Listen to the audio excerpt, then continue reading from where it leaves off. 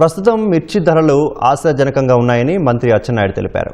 గుంటూరులోని వ్యవసాయ కమిషనర్ కార్యాలయంలో మిర్చి ధరలపై అధికారులు, రైతులతో మంత్రి సమీక్ష నిర్వహించారు. ఈ ఏడాది కోల్డ్ స్టోరేజ్లో పెట్టుకున్న మిర్చికి రుణాలు ఇవ్వాలని సీఎం ఆదేశించినట్లు అచ్చెన్న తెలిపారు.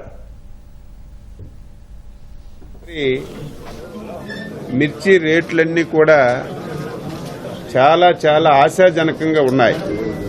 గత సంవత్సరం అనుభవాలను దృష్టిలో పెట్టుకొని మిర్చి పంటను తగ్గించి ఆల్టర్నేటివ్ క్రాప్ను పెంచాలని చెప్పి డిపార్ట్మెంటు రైతులకు అవగాహన కల్పించడం వల్ల మనకి ఈ సంవత్సరం గత సంవత్సరం 1,96,000 హెక్టార్లలో పండించినటువంటి మిర్చి పంట ఈ సంవత్సరం 1,06,000 మెట్రిక్ టన్నులకి తగ్గింది. ఇప్పటికే రేట్లన్నీ చూస్తే గత సంవత్సరం కంటే అన్నింటి మీద కూడా రేట్లు పెరిగాయి. ఒక్క తేజ వెరైటీ తప్ప. తేజ వెరైటీ కూడా 100% రేపు జనవరి నెలాఖరికి ఫిబ్రవరికి 100% పెరిగే అవకాశాలున్నాయి. అందుకే రైతులందరికీ కూడా రాష్ట్ర ప్రభుత్వం తరఫున విజ్ఞప్తి చేస్తున్నాం.